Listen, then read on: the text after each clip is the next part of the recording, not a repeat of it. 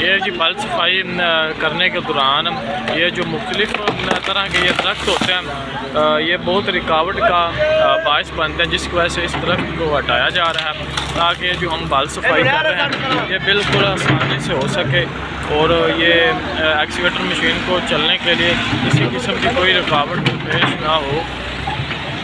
बाकी आप वीडियो देख सकते हैं जो काम हो रहा है आपके सामने हो रहा है।